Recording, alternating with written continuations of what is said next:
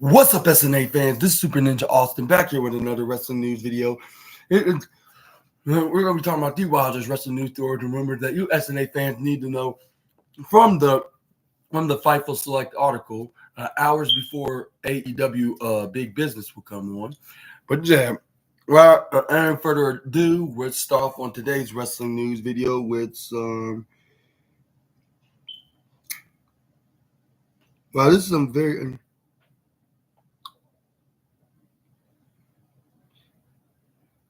This is where we got some Paul Walter Hauser news now, as hopes he can finish his story in AEW.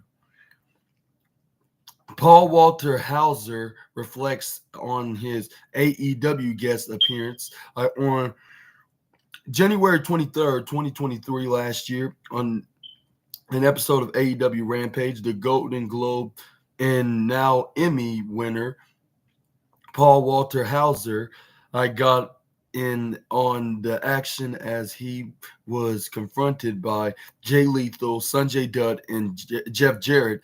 The end result was Jarrett smashing a guitar over Hauser's head.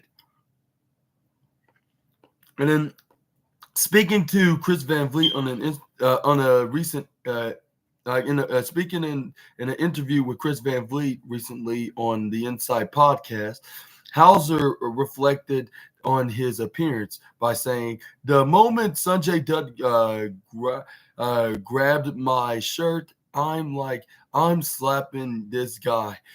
Jay Lethal just whammed me, just whammed, and I went down. Then I saw the guitar. He recalled, like CVV. I asked if the guitar spot was. Why am I saying CVV, which stands for Chris Van Vliet? Why I just said that without informing you who exactly I'm referring to and what does that stand for? Which obviously, Chris Van Vliet now. While Chris Van Vliet asked if the guitar spot was planned, he recalled Jarrett legit, like just being Jeff Jarrett. I was like, I'm going to take it. I was not going to not take it. I was also like, oh, sugar honey iced tea, and not the sweet refreshing kind. Bam, heard it ringing in my ear like for 6 or 7 seconds, and didn't hurt like as much, but I heard a ringing in my ear, and I was down for the count. He was he was going forward. Like they took the Golden Globe, or took the Globe, had it like for a while, and my whole thing was like, where we are going to going to do a blow off. Didn't happen. After a while, I hit up Tony Khan. I have to go. I have to get my trophy back. You can't keep hanging on to it. Like it was the real one. I hope we get to finish that story. I don't know if we ever will. Tony has been super cool, always helping me. There's some tickets to the show. Come hang out. He'll invite me to Gorilla. He is the mince, the mince of all minces. He's the man, Hauser says. It is unknown if Hauser will ever return to AEW television. He is set to face Matt Cardona at Wrestling Revolver on March 16th, which is 3 days from now, on this Saturday at this indie show. But what are your thoughts on Walter Hauser's Hauser explaining his experiences to Chris Van Vliet onto this interview on the Inside Podcast about if that famous what's that guitar spot that Jeff Jarrett did to Walter Hauser was planned or not, which he explained it that he was not exactly sure if it was, but he still took the shot anyways, right onto the head, and then they took his trophy away, but luckily it was not for long because like even if AEW wasn't planning on giving it right back to Walter House, he informed him that he needs to give it back like sooner or later, like no matter what, like as long as it's before like his TV time when AEW is coming up, like which they finally did.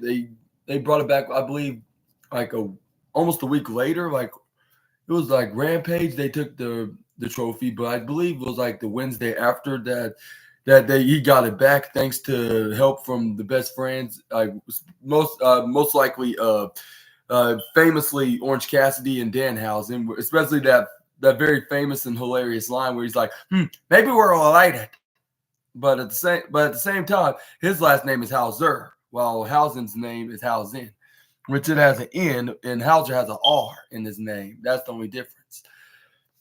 And when Danhausen's watching, make sure to remember that. And if you don't, please make sure to be a reminder on this wrestling news video that I informed you this. And then the caption, and in case if you don't remember it, just keep searching for the SNA podcast, like if you are watching, of course. And also, yeah, it's at Super Ninja Austin 213, and this episode is exactly the wrestling news for March 12th, or no, March 13th. No, it's the 13th. So yeah, the March 13th, 2024. But yeah, let me know in the comments down below about that, and what's your thoughts on him liking the experience on AEW, and then it was all because of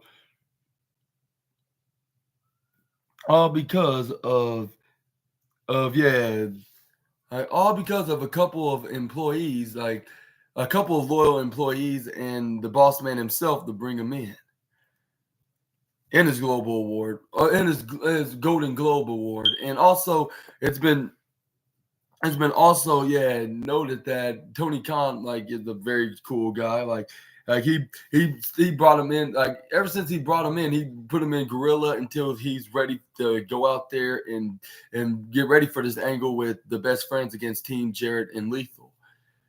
But yeah, that it seems like overall he had a very fun time, like of being in AEW, and it seems like it seems like that him being a comedian and an actor, I believe, yeah.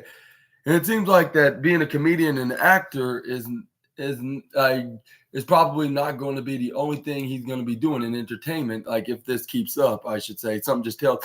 Even if and maybe you'll even have a wrestling match at one hand. Even though he's not a wrestler, but still he can still do some comedy angles, like with him being in a match. Because like all the wrestling legends say, including the Undertaker, said never say never, and this could fit the description. Like if Tony Khan has any booking plans for Walter Hauser to get physical in the squared circle, but yeah, and that's what Zach wants to do. And that's what Zach wants to do when the next time goes to AEW. Hopefully, he gets an opportunity to make a return and finish finish his story and take care of some unfinished business, if that makes sense, of course. But let me know all about this in the comment section right down below. But let's move on to the next wrestling news, and we got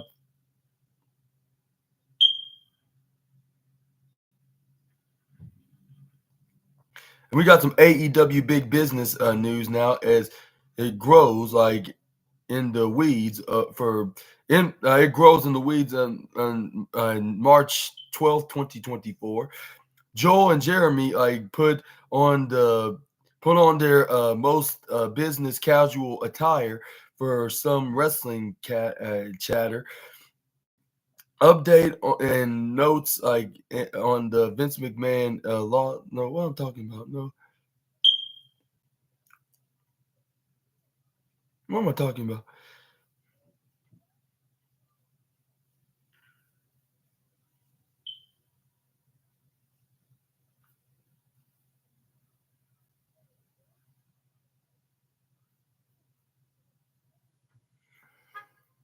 You know what? Never mind. I'm just gonna talk about this. I cannot find anything to talk about on here. Or read about more likely, because considering it's an article and it says a lot of things on what's going on in the wrestling world. But anyways, I guess we'll move on to some Anthony Henry news. As we got an injury update that he provided recently, which I believe was today he did, but we're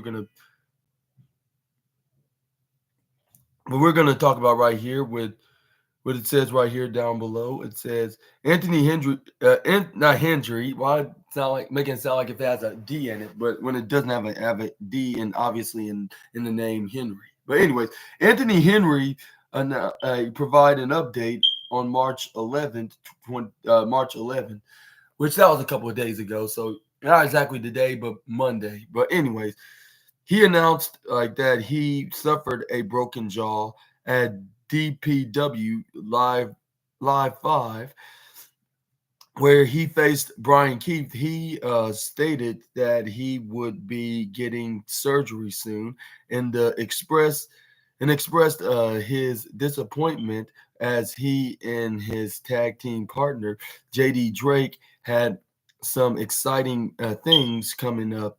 Henry also noted that they would be unable to compete in the AEW World Tag Team Championship tournament due to the injury. On March 13th, Henry took to Twitter to provide an update. He stated that no surgery would be needed, but he would have to get a procedure to reset his jaw with rubber brackets. He wrote that he wrote that the recovery time was 8 weeks, and you can see it right here on his Twitter page that when he's gonna be recovering from his injury, and hope I can get it.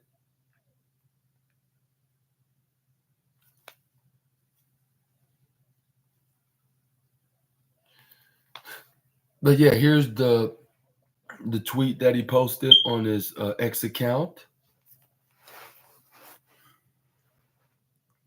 and hopefully, yeah, I hope you guys are reading it from start to finish. And if you need more time, I'll suggest you guys to pause the video. But anyways, it also states Henry and Drake frequently compete on AEW and Ring of Honor programming, and they are also active on the independent scene. Fightful wishes Anthony Henry well in his recovery, and we will provide more information as it becomes available. And it also states Henry previously stated that his biggest goal was to face Brian Danielson in a singles match.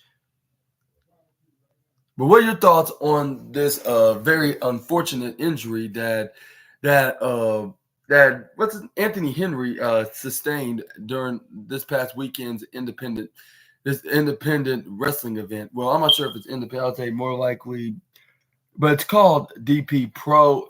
Yeah, DPW Live 5. It was a deep, which I guess it was independent, but yeah, I think so. Yeah, in a way, but yeah. But yeah, what are your thoughts onto that? And yeah, and exactly what Fightful said. I too, Super Ninja Austin, like I too, Super Ninja Austin wants to wish a speedy recovery to the Workhorseman member, or the member of the Workhorseman, I guess I should phrase him as, and for a speedy recovery, and hopefully he won't be out for long, and that hopefully that 8 weeks won't be too long for him. Which that's about until May, I guess. I'll say around beginning of May, if you ask me. Because just count it up, we got less than 4 weeks. We got 3.5, and then we got about 4 or 5 weeks on April, so I'll say 4. So yeah, it's gonna be like the second week of May. So he's gonna basically be out for the next 2 months, unfortunately. But let's hope that he has a successful recovery and and hopefully we'll see him back in the ring sooner, much more sooner, much than rather than later. But get well soon, Mr. Anthony Henry. I wish you a full and fast and speedy recovery. And anyways, let's move on to the next wrestling news. We got some Pat McAfee news now, as he says, Boston Connor, T.Y. Schmidt and Darius Butler and AJ Hawk to be in WWE 2K24's DLC pack. And we're gonna talk about some news with Pat McAfee. We got some news about Pat McAfee on his take on who should be next on the WWE 2K24 video game. He's also the co-host that will join. Pat McAfee's co-host will join him as DLC in WWE 2K24 as previously announced. WWE Raw, WWE Raw commentator Pat McAfee will be available as DLC in WWE 2K24 as he will be in the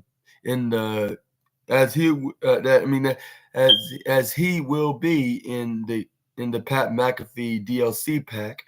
The initial announcement noted that would feature playable co-hosts. But Pat McAfee confirmed the rest of the pack on the March 12th edition of the Pat McAfee Show. He revealed that the pack will include his co-hosts Boston Connors and T.Y.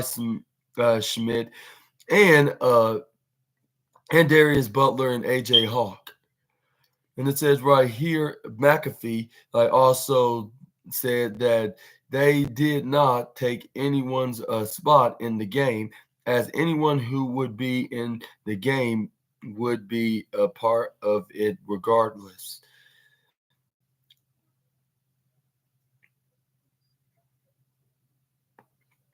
And Schmidt is a producer on the show. Hawk and Butler are former NFL players.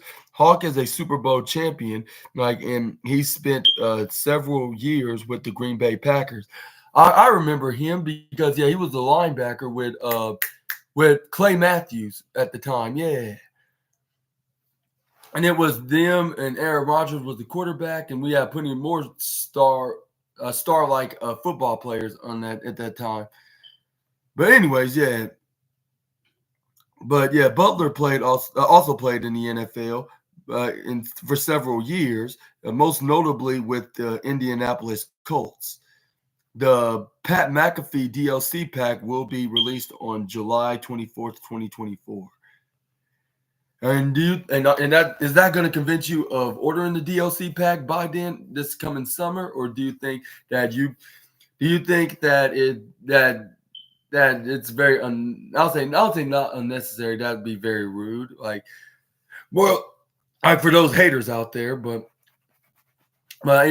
again, I'm not a hater, but I'm not a hater. What I'm saying is, do you think what do you think about this? Is it going to convince you that you need to get this DLC pack, making them as playable wrestlers on WWE 2K24, or do you rather pass and the DLC is not for you? I should say that's the best term to use. Luckily, I stopped myself from saying because it's not unnecessary. Considering one of the guys is a commentator and he even wrestled in a few matches with the likes of Adam Cole and Baron Corbin and even Austin Theory, putting on some massively and phenomenal matches. So I would not dog poor McAfee like by calling it unnecessary. Like, and I apologize if it nearly offended you, Pat McAfee, if you're watching this. But, anyways, but yeah, let me know in the comments down below what your thoughts on this DLC pack.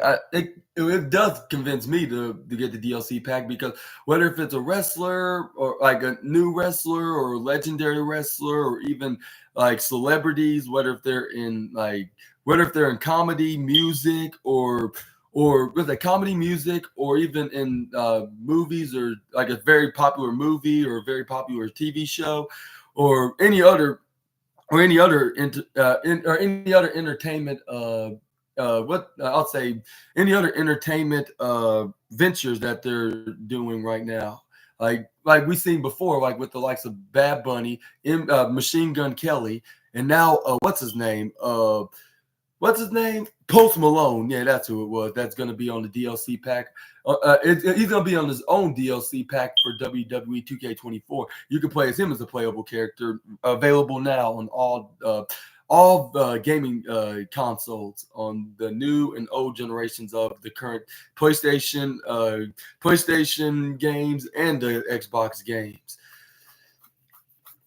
But yeah, let me know in the comments down below anything that's on your mind. Do you guys are going to be planning on getting the DLC now by hearing the announcement by the Raw commentator, or you're going to just pass and you're just going to settle with the game and y'all just going to be all good without the DLC? But I would get the DLC, because like most of them are NFL players that I remember used to watching as a kid. Like Pat McAfee being one of those guys, being the punter on the Indianapolis Colts with Peyton Manning at the time, and AJ Hawk was the linebacker for the Green Bay Packers. And then a couple other of these guys. Yeah, I remember watching most of them as a kid on football every single week when they were in their prime and going to Super Bowls. But anyways, let's move on to the next wrestling news.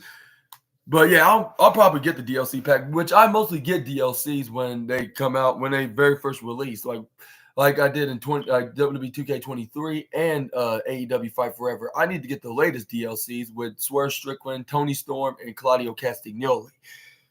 But as soon as I get some extra, you know what I mean, like, then I'll be able to order them DLCs. But let's move on to the next slide. We got Jey Uso. Jey Uso on the Bloodline can add The Rock. They can they can add the Rock about they can add The Rock, and they can add them all. I guess that's what he said. Anyways, it would be a bloodline. It would be a bloodline without Jey Uso, though. And it says right here that let's see, where is it? There it is. It says right here from the main event, man. Like, Jey Uso comments on the Bloodline officially adding The Rock to its ranks. The Bloodline has undergo some changes since it was officially formed in 2020. Sami Zayn went from honorary Uso to the groups of Top Enemy. Like Solo Sikoa went from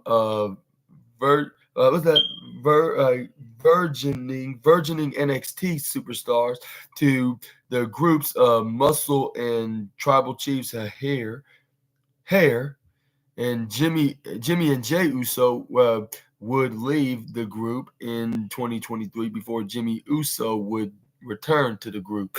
And Jey Uso would leave WWE SmackDown altogether.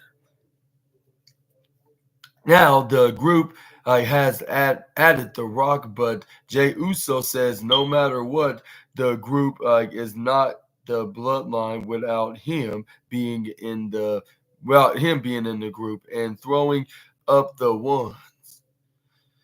And while speaking to the Battleground podcast, Jey Uso had this to say about the matter. He said, "We we the ones like we the bloodline, like whether we're separated or not, we are just that good now, and people need to step up. We are going to keep running it, and we're going to keep adding more. The bloodline, like more of the bloodline runs deep. We are going to keep doing it. The bloodline brought the drama, brought the theory, uh, the the theatric. Excuse me. I thought the theatric brought the cinema. I feel like yeah, like your boy was the heart of the bloodline. They can add the rock. They can add all of them or them off. Yeah, they can add all. I mean, them all. I mean, it isn't going to be bloodline until Jay Uso is back. Uso said during, like what I'm saying, Uso said the cinema will continue with Jay Uso opposite his. I mean, like Jay Uso opposite his. Like opposite his family, as he recently challenged Jimmy Uso to a singles match at WrestleMania 40 this past Monday.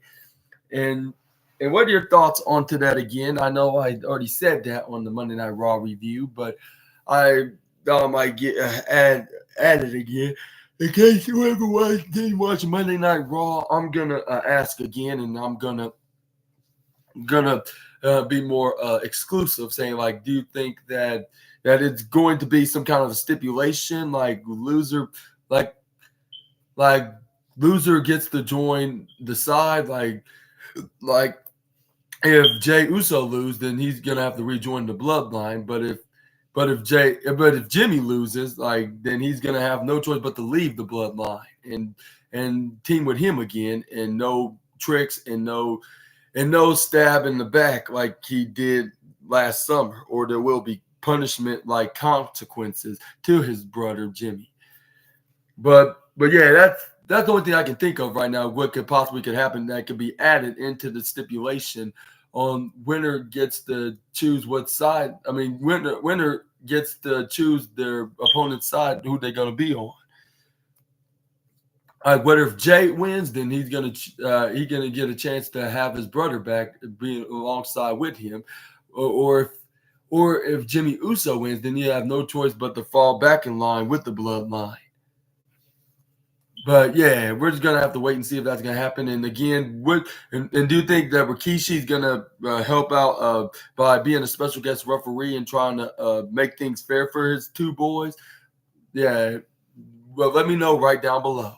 But yeah, again, I just think that we're gonna add some stipulations. It's not gonna be just some kind of a match, like just a normal match, even though it happened before with the likes of.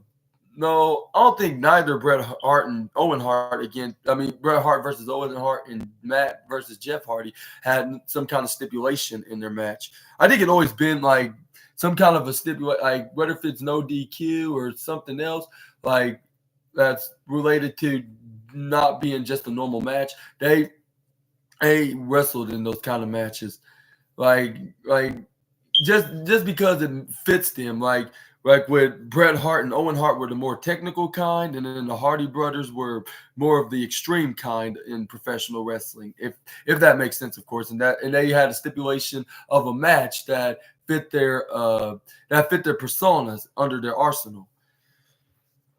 But let's move on to the next slide and like on the next wrestling news.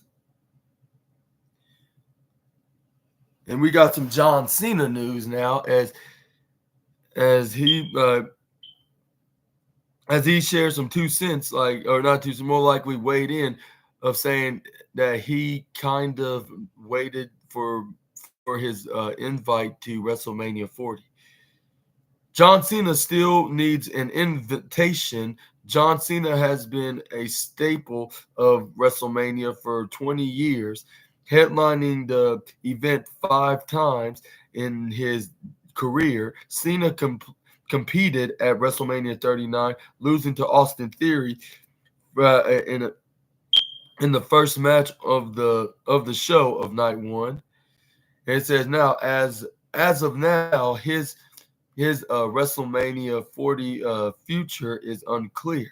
Uh, and while speaking to the Drew Barrymore show, Cena Cena told him the reason why he the reason why he's not the reason why he's unclear on whether if he's going to be making an appearance at WrestleMania or not.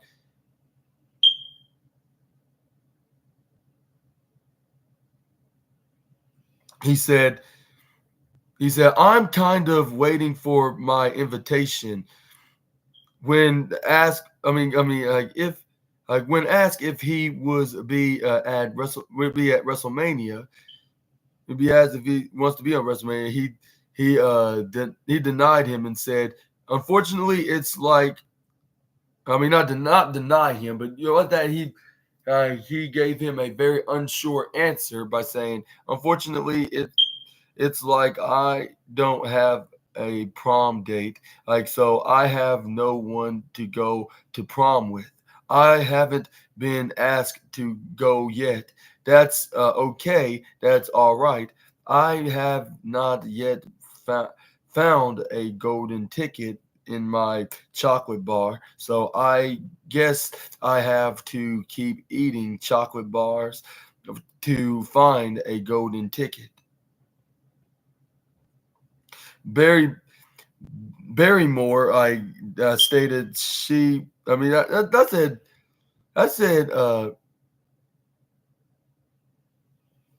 said he. I meant she. It's a she. Yeah, of course, it's a she. Yeah. But anyway, she stated that she will be indeed in Philadelphia, Pennsylvania for WrestleMania 40, and Cena said he's excited for her, and Cena has not wrestled since losing to Solo Sikoa at Crown Jewel last year. But what are your thoughts onto this of John Cena being unsure and not having been given no creative directions on who exactly he's going to be fighting? And do you think he's really unsure and not exactly certain, I should say? He's not exactly certain if he's going to be making it at the Showcase of the Immortal event this year or not. But he's hoping that he does get that call sooner rather than later. Do you think he's really is like uncertain, or do you think he's just working this podcaster and working the IWC fans and IWC marks that's probably watching the interview with Drew Barrymore? And do you think are you buying what Cena's saying, or do you think it's all just an elaborate trick just to see a surprising return? Whether if it's right before WrestleMania, I got a WrestleMania like an episode of Raw or SmackDown right before WrestleMania, the Go Home edition, which they like to call it WrestleMania Raw and WrestleMania SmackDown for some reason, which they have been doing ever since 2021, I believe, 2021. Which that tradition's probably going to still continue, which I'm not sure what's the reason why they want to do that tradition, even though Vince McMahon still is no longer there and the regime has changed from over the past couple of years. But I guess WWE just likes the concept of it being called WrestleMania Raw and WrestleMania SmackDown. But yeah. And even if he really doesn't know for sure, which I believe he's telling the truth, otherwise he would have gave some kind of a clue. It's like, I don't know. Like, we're just gonna have to see and make some kind of a reference. Like, food comes up right in front of me and challenge me at the show of shows. And he was like, we're gonna have to wait and see. Like, he would say something like that if he was pretending that he does not have an opponent for WrestleMania. Or maybe that WWE's working on it right now, but if not, they're going to probably make him the host of WrestleMania like they will always do to their legendary wrestlers. and even sometimes celebrities, which last year was The Miz and Snoop Dogg. Yeah, they were co-hosts of last year's Showcase of the Immortals. And even Snoop Dogg even put The Miz in matches with the likes of the returning Pat McAfee, and the following night against Shane McMahon at Night Two's event at WrestleMania 39.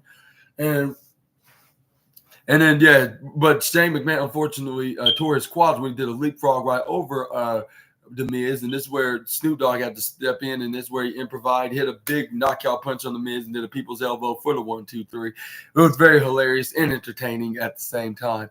But let me know in the comments below if you think John Cena's going to be in the match, or he's going to probably be be a host of this year's 40th anniversary of the biggest show in all of WWE and maybe even professional wrestling. Because even outside of WWE, like there's plenty of wrestlers in different companies talk about their achievements as main eventing of Mania and main eventing, headlining the Tokyo Dome for Wrestle Kingdom for New Japan Pro Wrestling, of course. Yeah, well, mostly New Japan Pro Wrestling, but you get the point. But yeah, doing that, and also and what other big achievement that's in pro wrestling? I'm not sure at the moment. I need to start doing some researching on what exactly that I need to know about their achievements in professional wrestling. But let me know about them in the comments section right down below. But either way, I hope that John Cena is going to be on some kind of angle of WrestleMania. I don't want him to miss the show of shows. I would say hopefully you do have a match, whether if it's against Grayson Waller or even what's his name, Solo Sikoa. Even though Solo Sikoa would be meaningless, but at the same time it would make sense in storyline. But then again, at the same time, it would be kind of lame.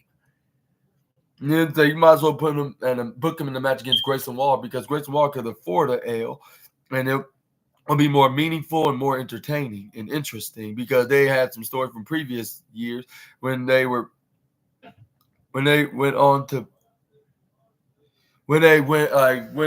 it on the Money in the Bank, when Grayson Waller said WrestleMania should be in Australia, right after John Cena said that it should be in London. Well, let's move on to the next slide. We got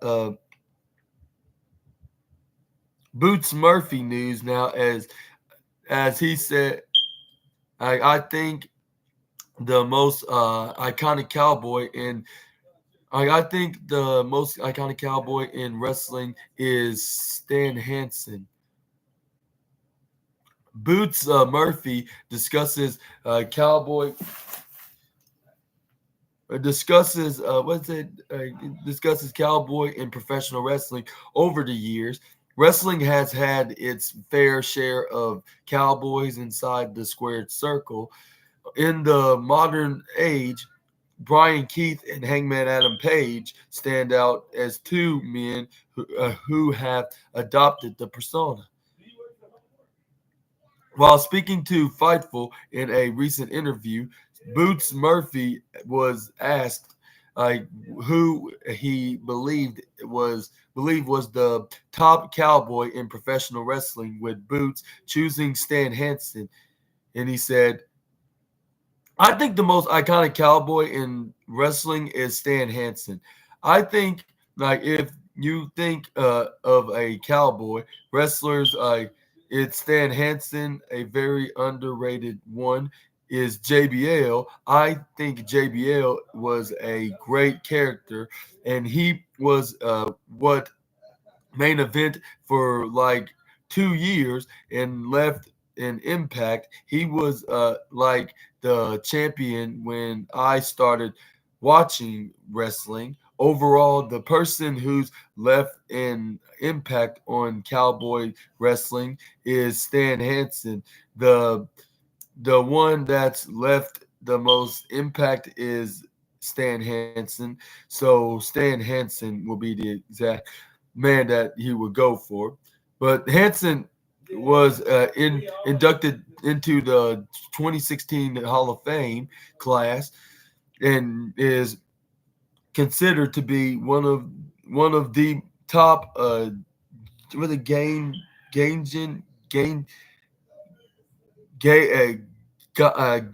gaijins of Japanese.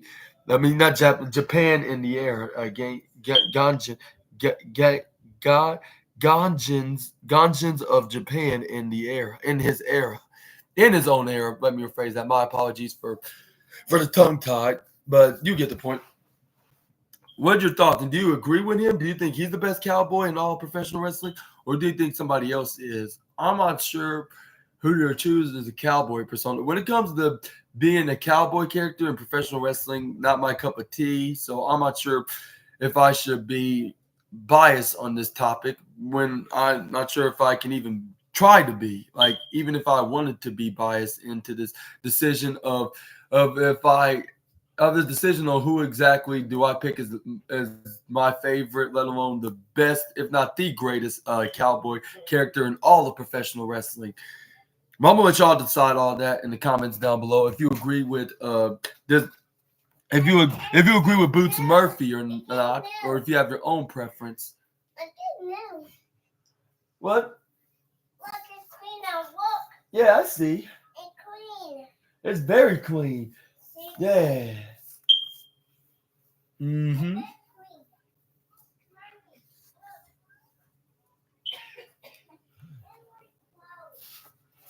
Mm-hmm. But anyways, let me know what y'all think about this in the comments down below. Do you agree with Boots Murphy, or do you have your own opinions about cowboy character wrestling? I'm looking at you right now.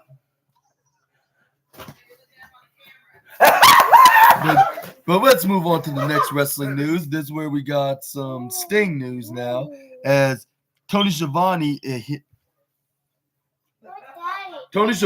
took a host Q&A with Sting at WrestleCon in Philadelphia.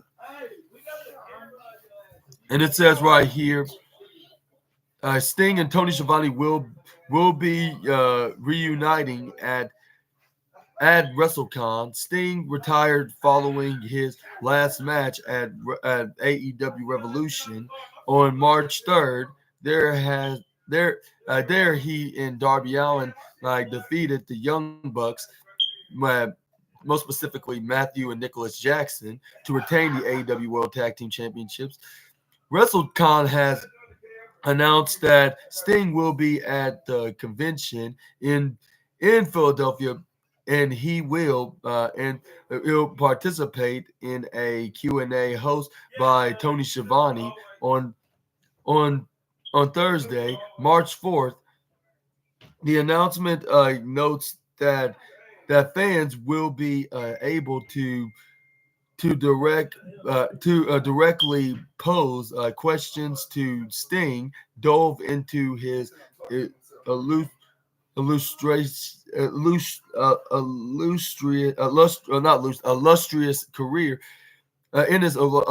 career and gain insights in what was described as a relaxed and immersive experience. WrestleCon wrote that the Q&A was an option for super fans, and they were opening it up to everyone while space permits with space permits tickets are available at WrestleCon.com. And here's the post right here, which they're going to be doing from April 4th to April 7th. And you can see the post right here with Sting and Tony Schiavone right in front of it.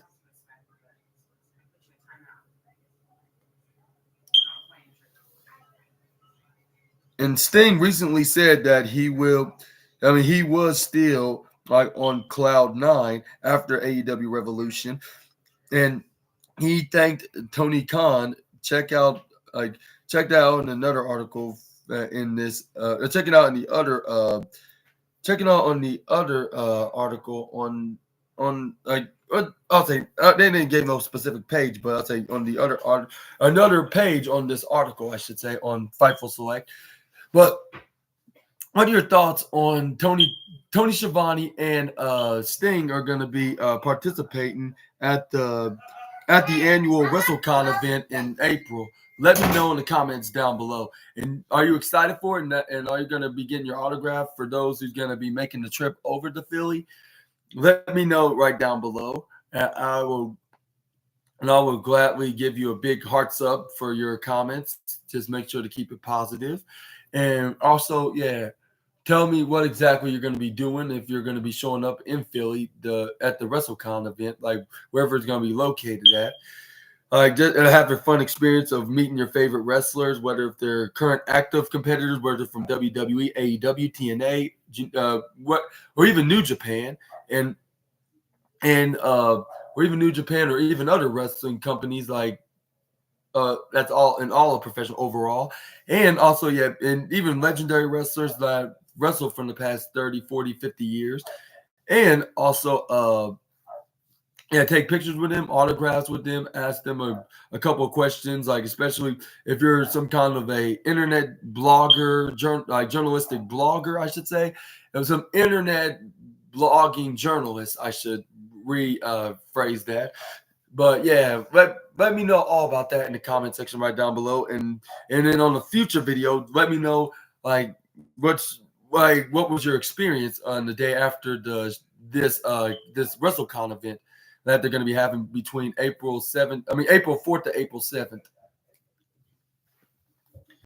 Well, without further ado, let's move on to the next slide.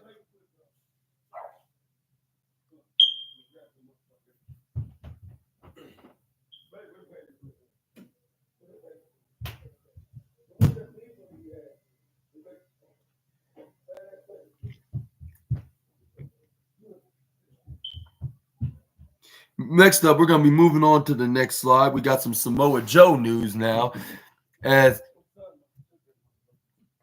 he weighed in on his match with MJF, about him and his match against MJF when he dethroned him for the AEW World Championship, like saying the end of the world is probably the only time that the AEW World title is leaving me.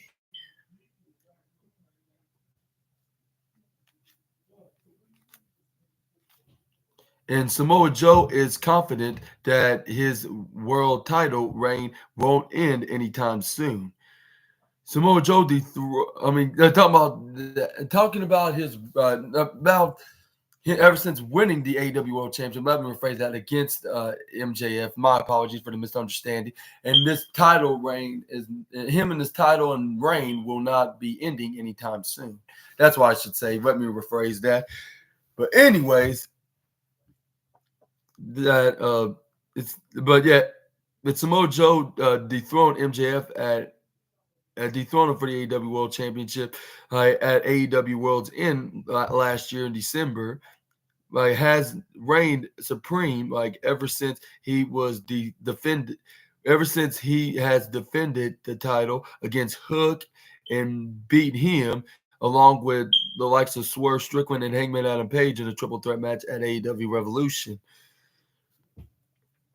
And speaking with Joe Murray of 98.5, the Sports Hub, Samoa Joe was asked to share his thoughts on who would step up and challenge for his title. He was also asked when he thought his title reign would end, and Samoa Joe had this to say in response: "Who earns an opportunity that's very much out of my hands? It's whoever wants to step up and actually prove their case. As for when is this gonna leave me? I mean, listen." Listen, we can sit here and talk about the end of the world all you want, all you want and talk about. Oh no, I'm talking about but that's probably the only time this is ever coming off of my shoulders," he said. Samoa Joe will defend the AEW World Championship against Wardlow tonight at the big business special of AEW Dynamite. And what are your thoughts onto that match? Do you think Wardlow is going to be the one to dethrone Samoa Joe, or do you think Samoa Joe is going to successfully retain? Me right now, I think Samoa Joe will indeed retain his championship, and I think Samoa Joe's going to have a little help. And I wouldn't be surprised if a certain salty man of this planet Earth would be making a surprising return and help the Samoan Submission Machine out, even though he might have taken something from him that he treasured the most in all Elite Wrestling. But that's only if he does makes that return, like along with some more surprises, which we're going to probably talk about later at the end of this video, which which is which is a certain CEO that could possibly make their debut tonight and sign ink the paper, whether if it's on screen or already did, like way before the show even came out on the air. But yeah, let me know in the comments down below on what your thoughts on big business tonight. But we're going to talk about most likely Samoa Joe. What's your thoughts on Samoa Joe claiming that this title is not going to be off his shoulders anytime soon, unless it's the end of the world? Like then that's the only way that's the only way that title is going to be off his shoulders and his possession. But until then, he's going to be holding on to the title for many more years to come. And do you think that's going to be true? And he's going to be until the end of AEW, as it comes to a close. Do you think that he's going to they're going to a close? Do you think Samoa Joe will achieve that accomplishment, or do you think Samoa Joe will be dethroned by a very more worthy AEW World Champion? Like perhaps a Swerve Strickland, a certain salt man of our planet Earth, and I guess our douchebag, or was it scumbag? But anyways, or it could be even Wardlow in another day, or even Adam Cole himself, as soon as his ankle injury is over. But yeah, we're just gonna have to wait and see when that happens. But in the meantime, stay tuned until when exactly who could possibly dethrone Samoa Joe. I'm not sure if I think he's gonna hold on to the title for a while. But at the same time, I just cannot see Samoa Joe holding that title for the rest of the years of AEW, like until it's his final days being on the active roster on the current active roster, I should say, of this Jacksonville-based promotion.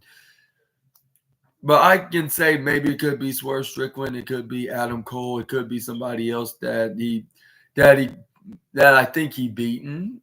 Wink, wink, nudge, nudge. But we're just gonna have to wait and see who exactly that person is. That they can prove that they're more worthy than the Samoan Submission Machine. But let's move on to the next news. We got some Chris Envy news. With him defends booking Velveteen Dream, also known as Patrick Clark, claims Rita Chatterton was supportive. And this is where we got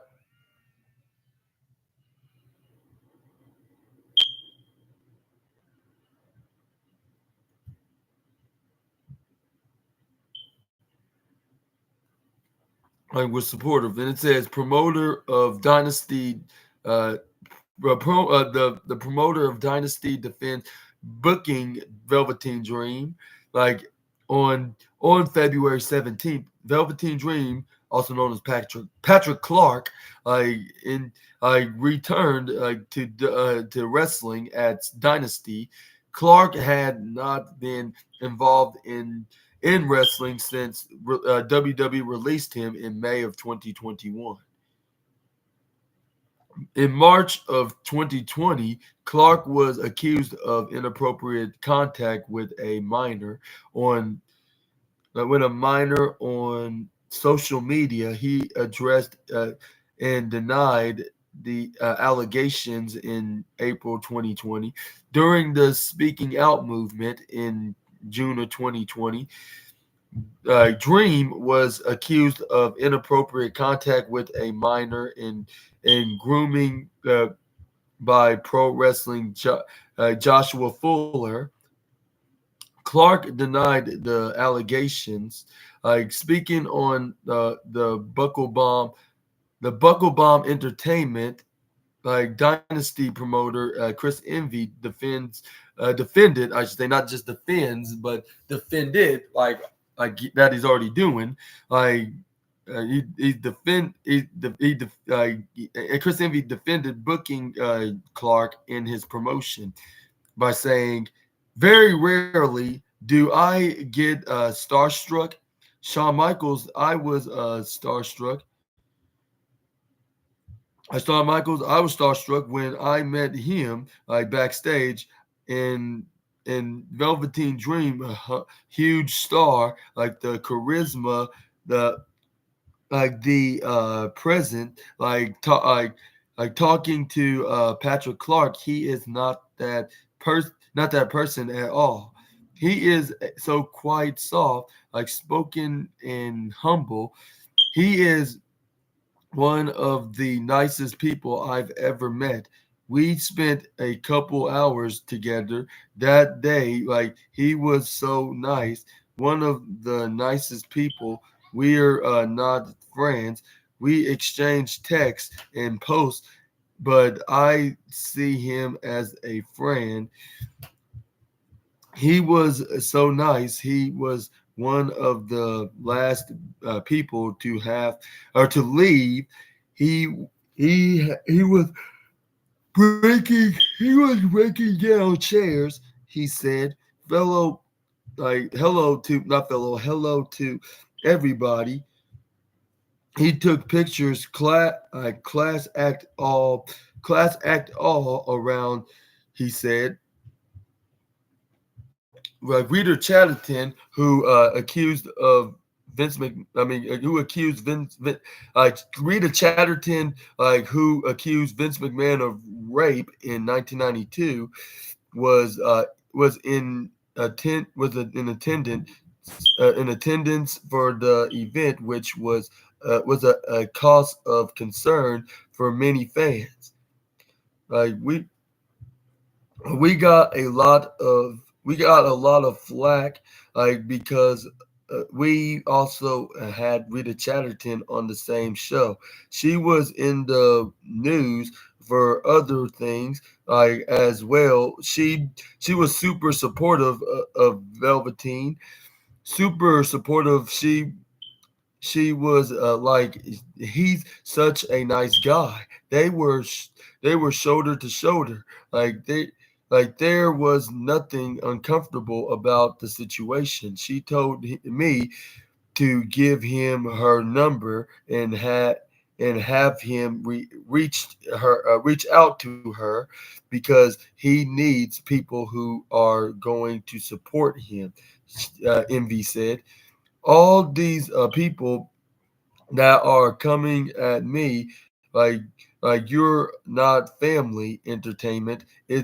It's easy to say that, but if I had Vince McMahon on my next show, all those clowns would still be buying tickets. Envy said that he had been in talks with Clark about booking him for a year now. Envy claimed that other promoters reached out to him wanting to book Dream on their show. And what are your thoughts onto that of these particular professional wrestling companies want Velveteen Dream on their show, booking from him, and want to book him on their shows, because of his his his revived popularity, I guess you could call it. Like, even though he's been accused of doing inappropriate uh, activities with some minors and even former colleagues in his time in WWE, but like, even if he did so do all that stuff, like, people can change, like, and he possibly could change over the past few years. But I'm not sure what's the situation is, like, let alone being there, because I was nowhere around when when this situation occurred, like during when Velveteen Dream was around, though. So even if he did, like, was, or even I did, like, more likely, even if he did such claims that everybody accused him of doing, like he's probably not the same person from then. But that's only if he did that at the time. How do we know if he's guilty or innocent? But even for being either one, like, it's still not slow. It's not slowing Chris Envy down from booking him, and he knows that he can trust him, and he's a very forgiving guy, especially when if he's if he especially if Velveteen Dream's willing to work with him and bringing him some cash and some ratings, bringing in some money, like, with fans being interested of watching his product. Even though half the fans can be so brutal, most of the fans can be so brutally negative. Yeah, if you know what I mean. But let me know in the comments down below on what's your thoughts on this matter, and do you think that Velveteen Dream should deserve to be forgiving? And even Chris Envy said that even Rita Chatterton even met Velveteen Dream, and he's one of the most nicest guys that she has ever met, and she don't understand why everybody else sees the complete opposite into the former NXT North American Championship.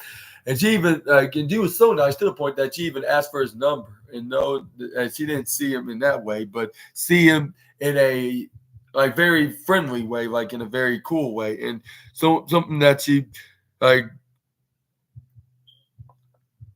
like something that, like, see him in a way like that you would like a person that you would want to hang out with, like, to see just as a friend, like, and as a cool friend that's very nice, very selfless, very cool, very like, yeah, all the above, basically. Something that you would like to see from a friend in general. That's what he's basically like. And then Rita Chatterton also supports him, and she was like, we need to, we need to have people that will actually support this guy and not talk down on him on his past behavior, because that happened in the past and it's gonna stay in the past. Like, and everybody should move on and not bring up anything negative about him, like, because he's no longer that person. If he is guilty of any of these accusations of any of these accusations whatsoever, yeah. But let's move on to the next wrestling news, the final news of the day, before closing out the wrestling news video. This is where we got some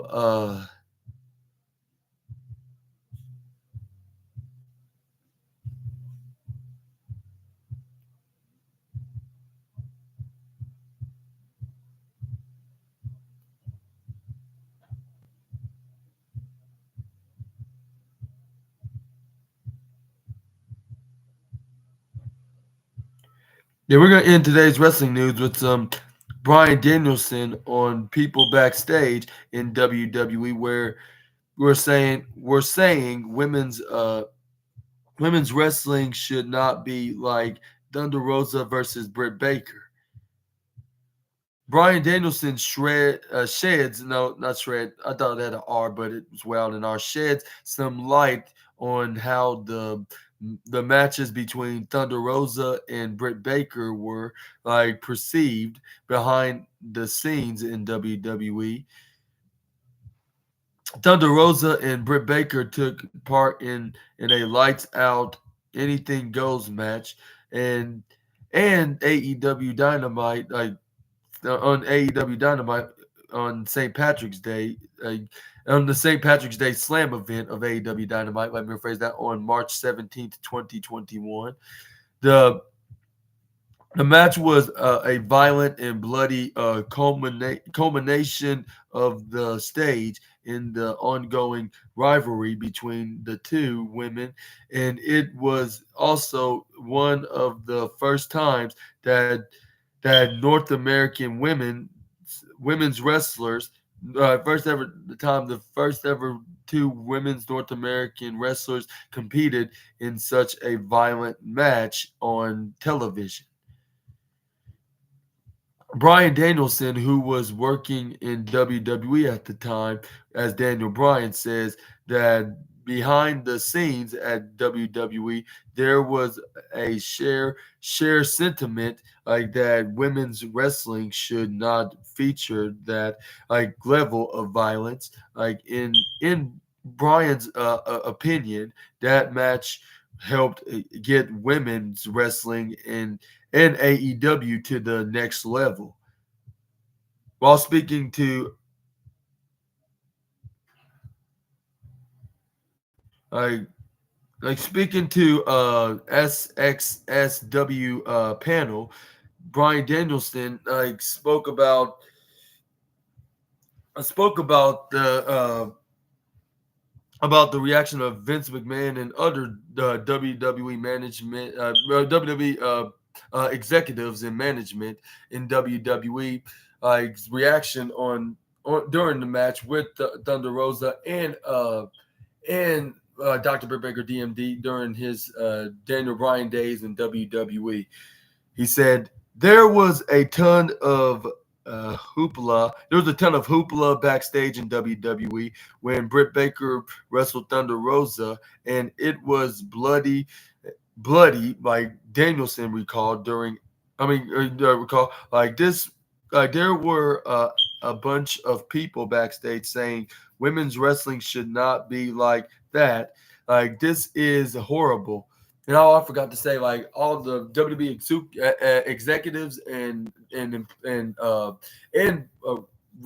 of the wrestlers too, I should say. Yeah, some of the employees too, like whether if they're like security or wrestlers, like on the show of shows. Let me rephrase that. I'm not sure. So on the episode of not episode, but you get the point. Like in his time in WWE with some of the wrestlers and executives saying that, "Dang, this is horrible. We would never do that, except if you're talking about equal rights, like letting like women go out there and do things that men do, like that kind of match, like to Britt Baker wrestling, women's wrestling, Britt Baker and women's wrestling, I should say, yeah, Britt Baker and women's wrestling and AEW to the next level. You'd watch it and be like, these women are stars. Thunder Rosa recently returned to action and has been spending most of her time on the AEW Saturday Night Collision show. And as for Britt Baker, like haven't competed since September 2023, but is currently like on the mend. Like fans, I can read like more about that in the other article onto this on this wrestling news video. But what are your thoughts on not Dr. Britt Baker. What are your thoughts on Brian Danielson's take on this hardcore women's match between the two former AEW or future AEW Women's World Champions? Because not that long after, Britt Baker beat Hikaru Shida to become the AEW Women's Championship. But less than a year later after that, in 2022, Thunder Rosa beat her for that championship, which she had to relinquish it a following year later. But let me know in the comments down below and what's your thoughts onto this match. And he said, and in And when he was in WWE, he's not going to name no names who exactly was saying this stuff. Like executive and some of the wrestlers were like, we can definitely not do that. Like that's way too much hardcore extreme fighting. Like even for women, like even though even for AEW in general, I should say, like for them to have their women like that, and even some of the women said they couldn't go too far like that, like what Britt Baker and Thunder Rosa did, like by being a bloody mess, like by getting hit with thumbtacks and other extreme weapons. Like no, definitely not here. And they're probably thanking God right now that WWE is a more PG product, and even if there wasn't PG, if there wasn't a PG rating on WWE, like they still wouldn't be taking some shots and using such weapons like thumbtacks and barbed wire and other weapons that guaranteed you makes you start painting your color with red stuff if it starts shredding your skin. If I said it correctly, I'd say more likely if like if you don't want to make your skin turn red, I should say, yeah. Like like a guarantee that makes your skin turn red, like barbed wire and thumbtacks and any other sharp and brutal weapons that you would use on your opponents and no DQ matches. But anyways, let me know in the comments down below about this. And you agree with your people there in WWE, people were like whether if they were there or they are still there, like saying that they couldn't be doing that, and also the management's like, yeah, we cannot be, we just cannot book no matches like that, and yeah, it's way too much, and yeah, it's very risky for health wise and for the media and even what's that and even and even TV broadcasters will even be not liking it because there'll be too much blood and too much extreme stuff and they'll make their wrestling company have a reputation thinking it's an unsafe working environment, like of them allowing their wrestlers to go too extreme to the point that they'll make themselves nothing but a poodle not poodle a pool or a puddle of their own blood into the mat like everywhere, which looks like some kind of a crime scene of a murder. But yeah, let me know what your thoughts and comments. But even though for being extreme like I'm gonna have to agree with Brian Danielson. It did help in some ways in the women's division. It took them to the next level and started continuing to trying to be from the lackluster to be known as the lackluster women's division to the most prestigious women's division like WWE's NXT brand. They're trying to be like the NXT of their own company with their women's division more improving much rather than excuse me, more improving much rather than be more of an improving brand. I mean, more improving division, much rather than make it more hoping that it's going to be a more improving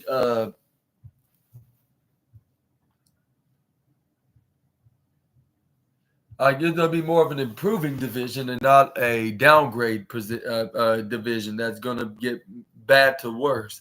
They're trying to make it more good to better and upgrade into their division and have their fans continuing to watch that along with the men's division like the mid card tag team, trios tag team, and even the world main event division itself.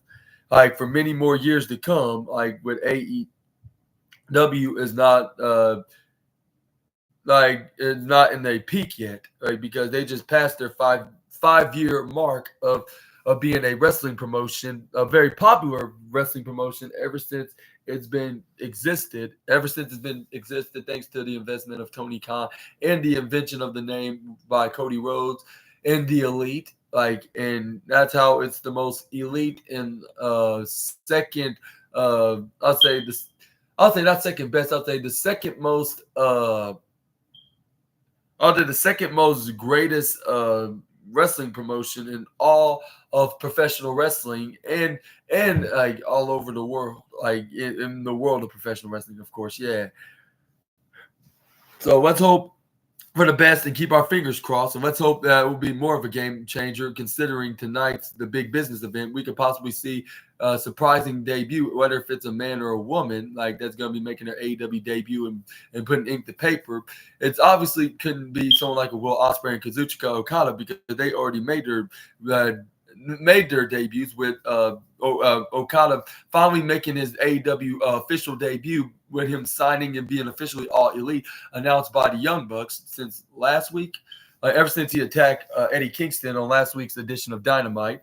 And also we got Will Ospreay signing a contract at Full Gear and finally made his debut last month in February, which this month, about a couple weeks ago, he took on Konosuke Takeshita, and they were fighting over for the fighting in a very marquee match. I'll say very marquee, 5-star worthy match against each other, thanks to Don Callis, the two family members of his faction, the two Don Callis family members to fight each other and give a match to educate the idiotic fan base in professional wrestling that he would call it in some way.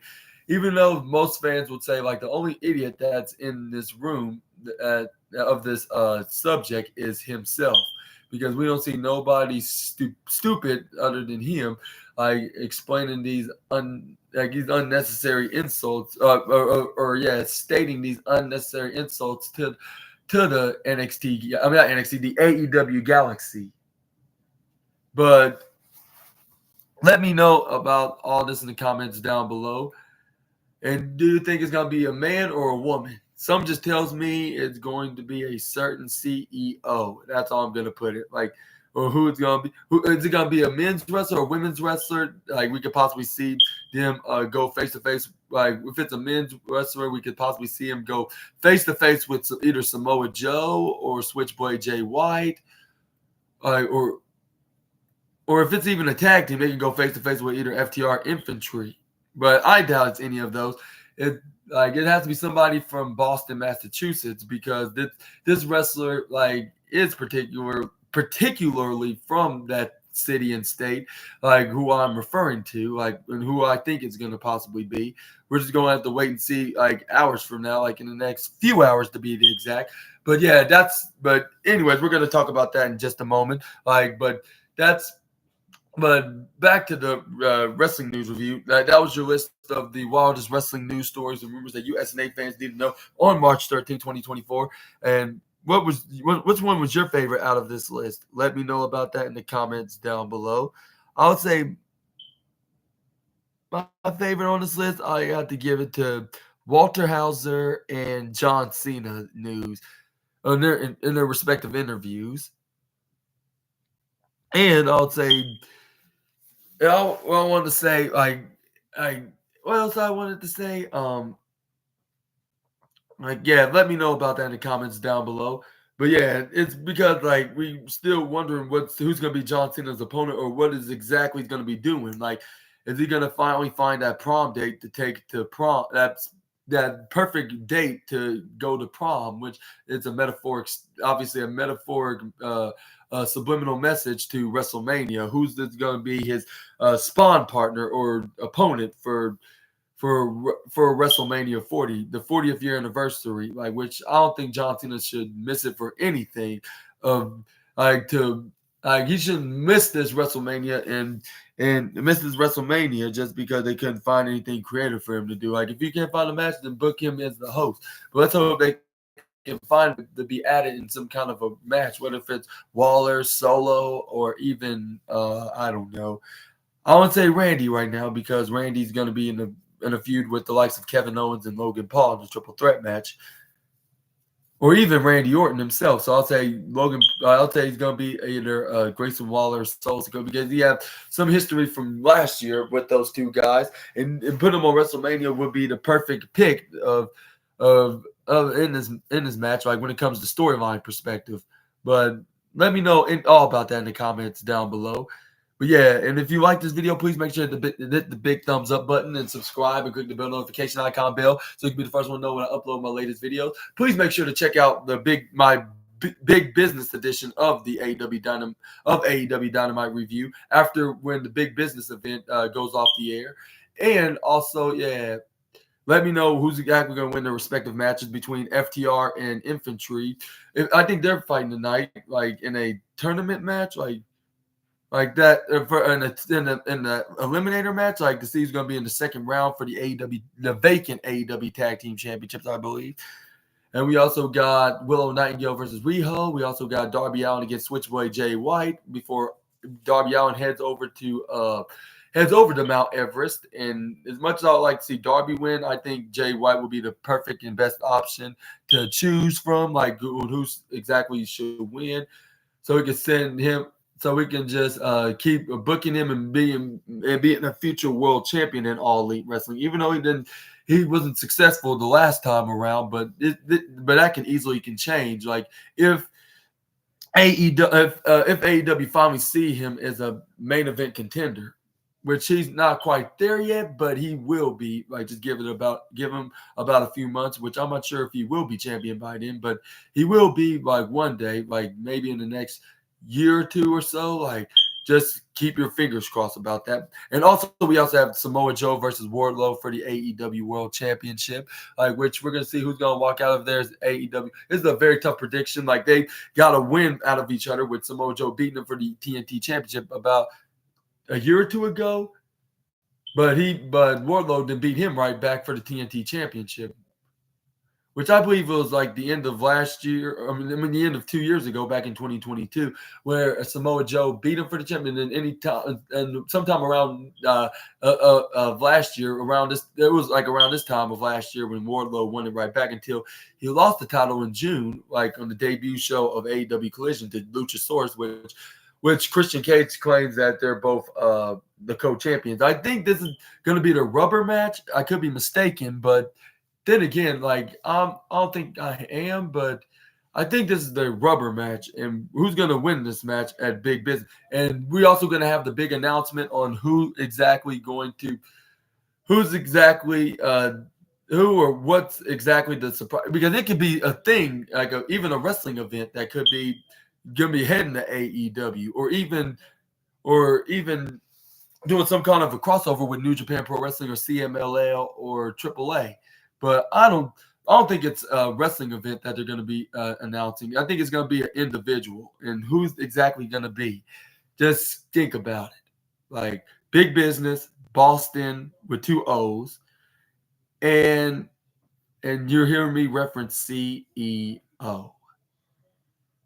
That's a double S. But yeah, let me know in the comments down below about that. Make sure you check out my review video, and make sure to check out the Big Business episode of AEW Dynamite tonight. And yeah, if you guys want to, of course. But yeah, I hope you guys are having a great rest of your afternoon, and I'll see you all later on this evening with some more SNA content. Super Ninja Austin, out. Bye-bye, my SNA fans. Thank you guys for watching. See you guys later on tonight.